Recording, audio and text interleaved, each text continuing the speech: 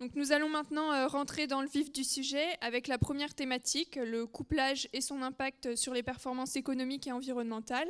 Donc pour ce faire, j'accueille Gilles Martel. Bonjour Gilles. Tu es chercheur à l'INRAE et tu travailles sur la zootechnie, système et la modélisation. Et tu fais également partie du RMT SPICE. J'accueille également Pierre-Emmanuel Belot, donc de l'Institut de l'élevage. Bonjour Candice, bonjour à tous. Donc Pierre-Emmanuel, toi tu es chef de projet sur la filière bovin-lait. Donc bonjour à tous les deux, merci d'être avec nous aujourd'hui pour parler donc de polyculture élevage et plus précisément de couplage. Donc on a vu dans la vidéo d'introduction, ils ont parlé de complémentarité. Est-ce que vous pouvez nous donner une définition? Qu'est-ce que pour vous la complémentarité?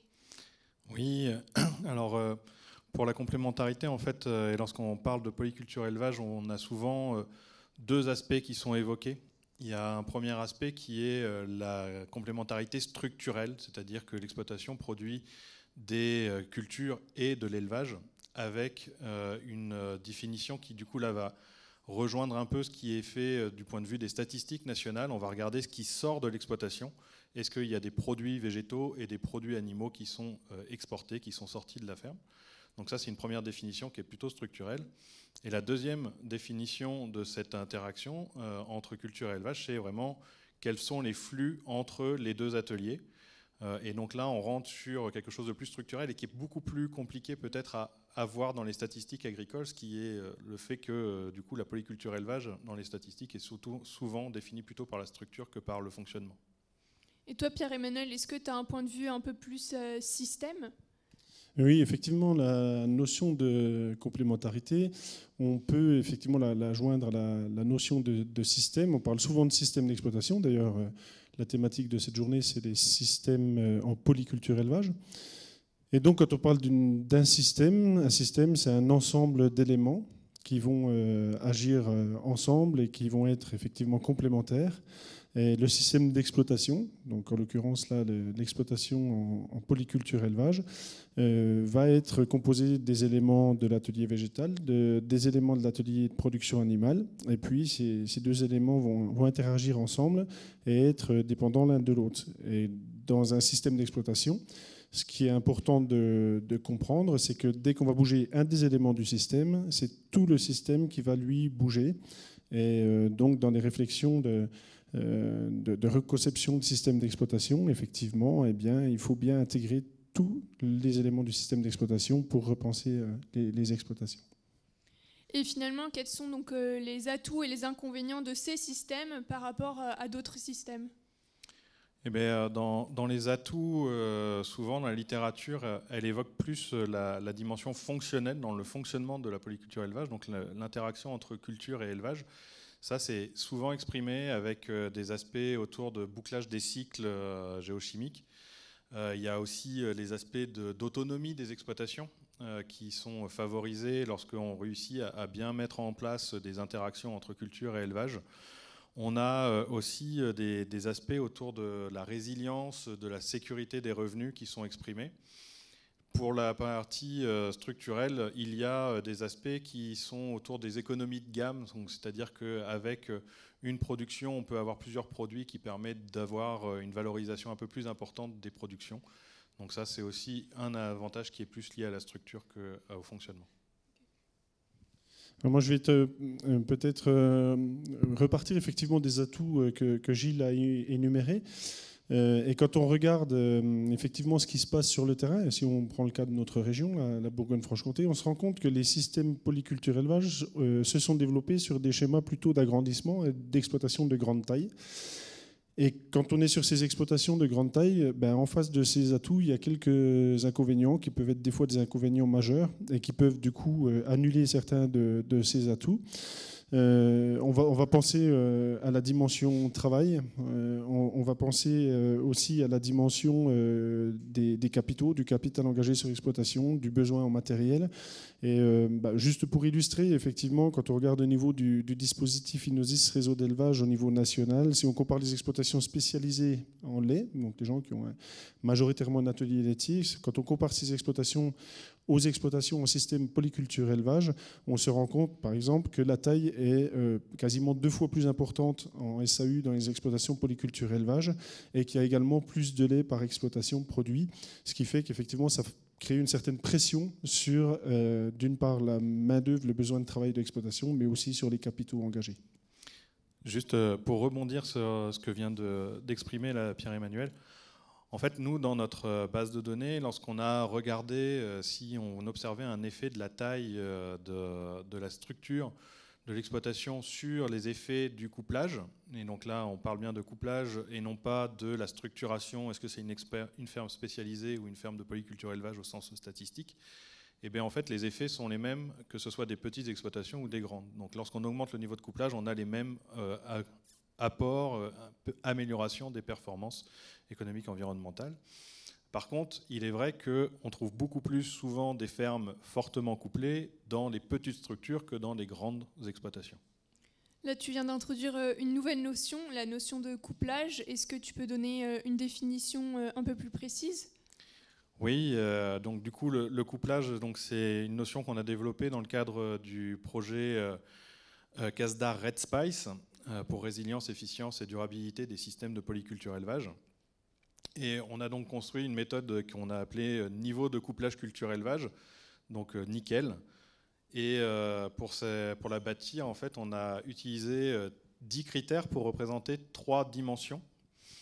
La première, c'est la question de la surface dédiée à l'alimentation animale. La seconde, c'est l'autonomie alimentaire. Et la troisième, c'est l'autonomie en fertilisation.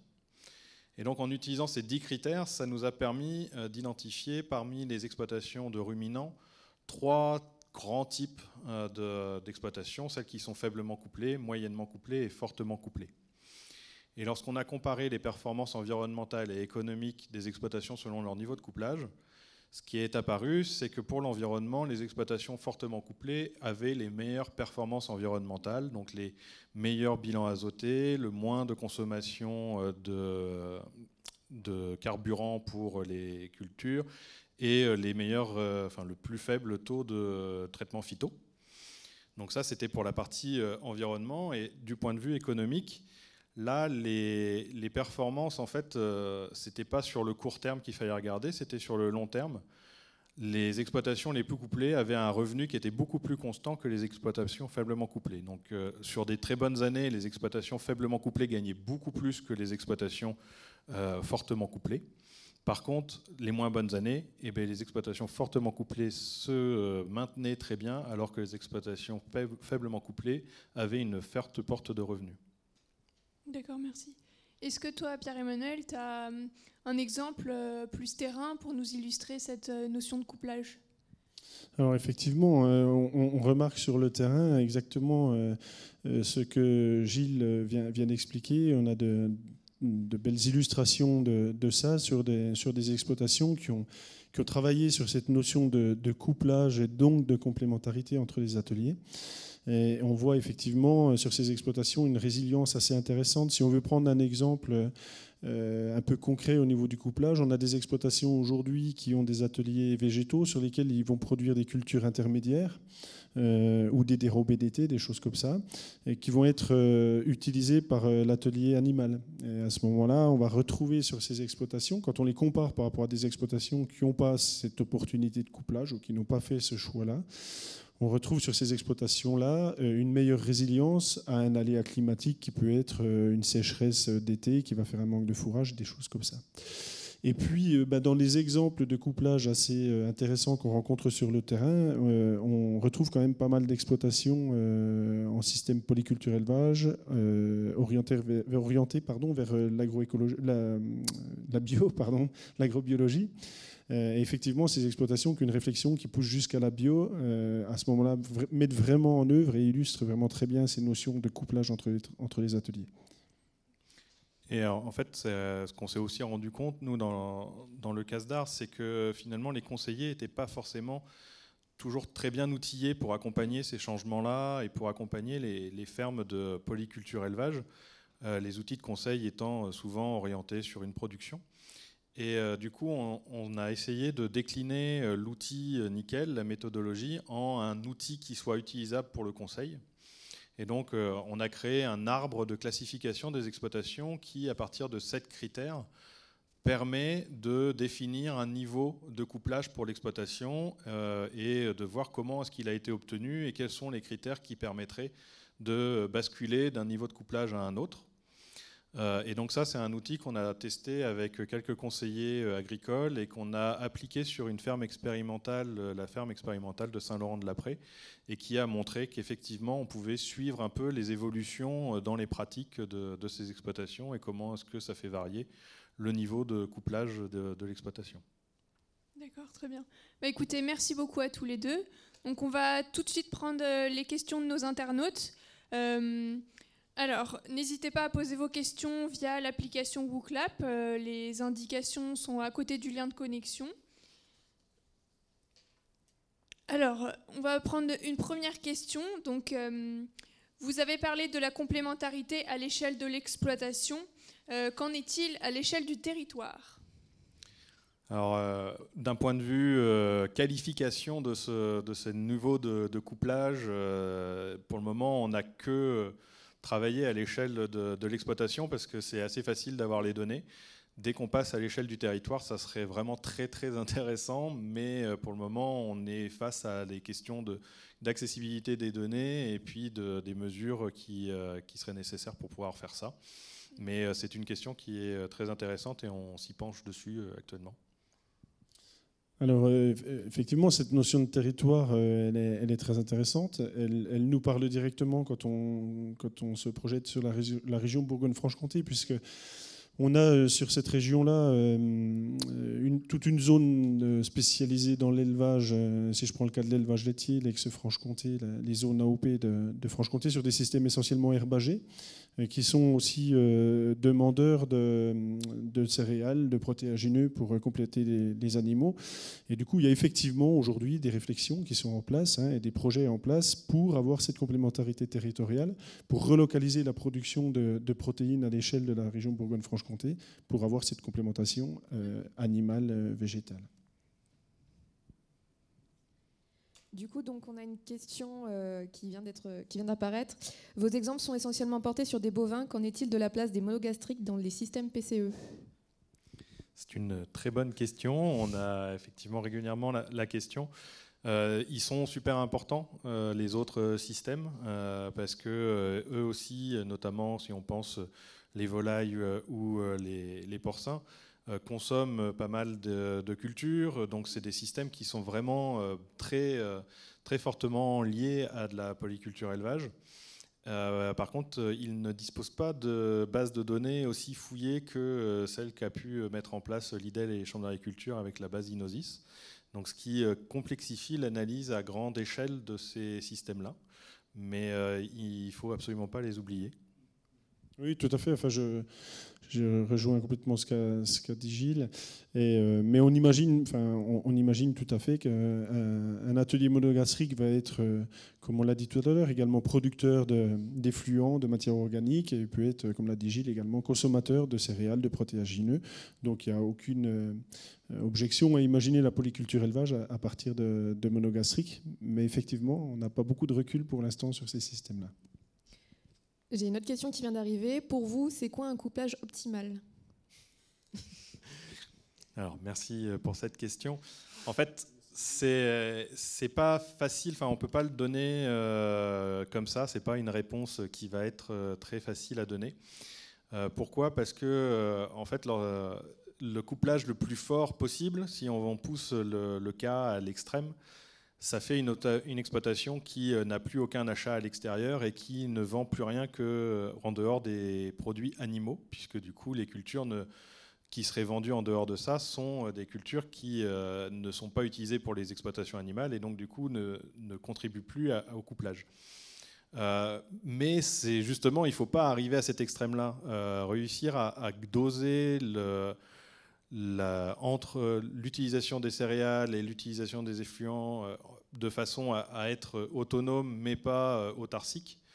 C'est quelque chose qui serait vraiment important et on va y travailler dans le nouveau RMT Spicy qui a démarré cette année et c'est un des objectifs d'essayer de qualifier ce niveau de couplage optimal.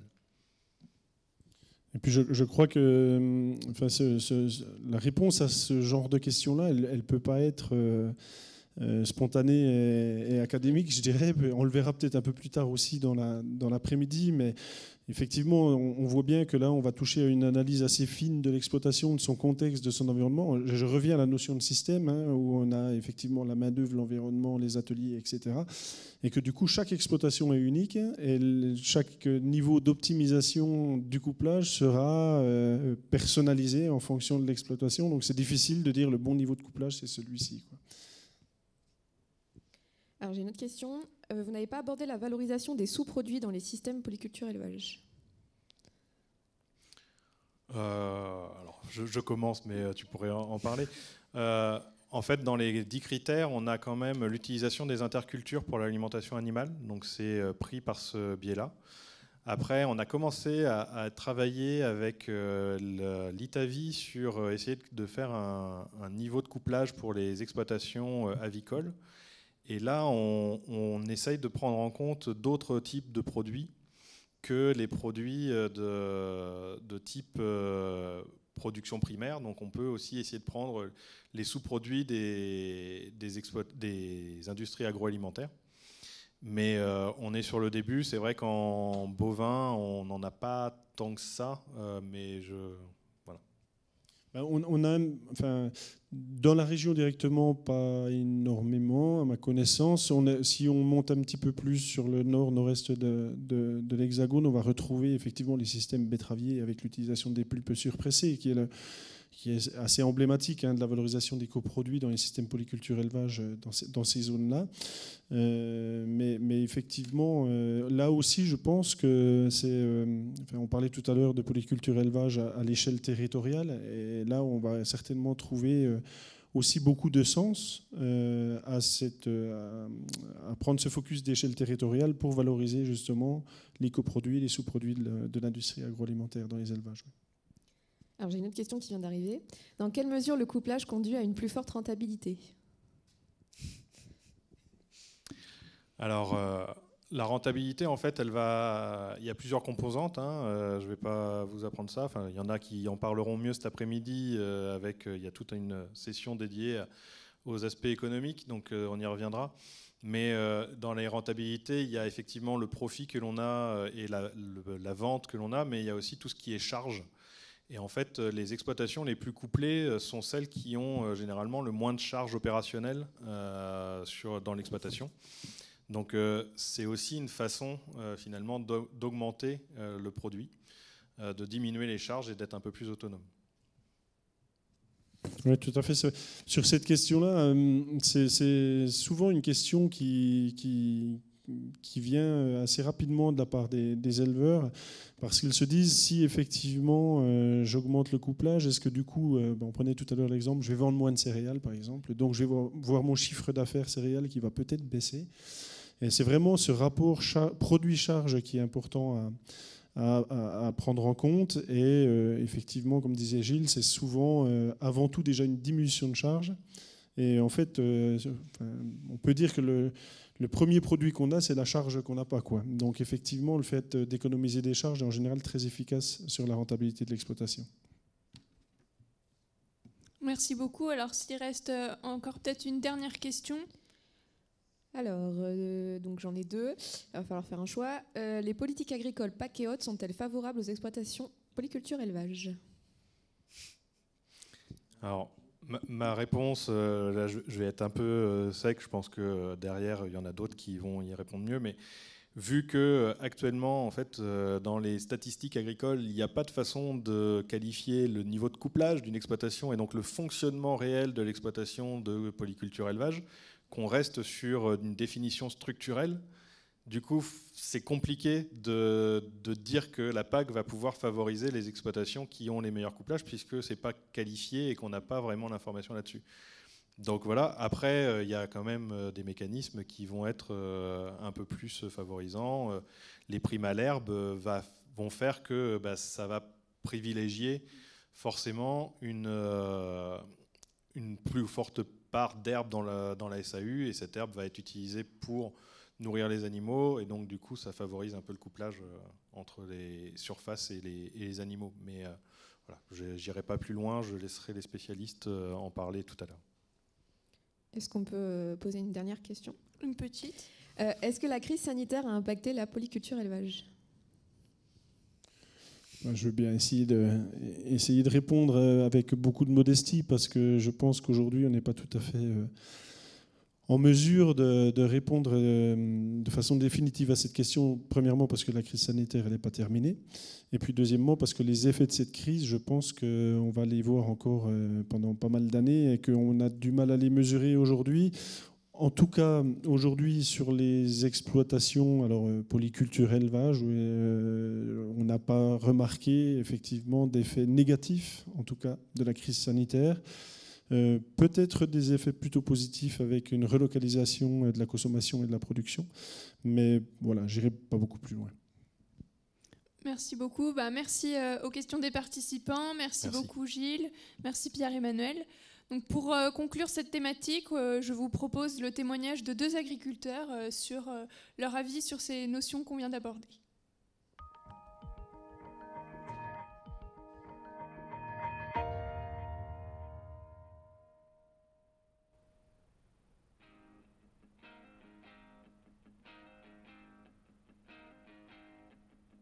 Pour moi, on ne peut pas dissocier l'élevage de la céréale. L'intérêt d'avoir les deux, c'est qu'on est autonome sur l'exploitation du coup, que ce soit en paille et en fourrage. C'est bien basé sur la vie du sol, tout ce qui est agronomie, tout ça. Donc je trouve que la grosse complémentarité, c'est ça entre les deux, c'est de pouvoir faire des rotations et de pouvoir apporter de la matière organique. Ça permet de faire pâturer des couverts aux vaches. Et d'un autre côté, elles apportent leur effluent, leur excrément, et ça dynamise le sol, quoi. On trouve que ça a un impact sur les cultures qui suivent, que les sols fonctionnent mieux, quoi. Pour moi, l'élevage est indispensable sur une ferme, ça me paraît une évidence.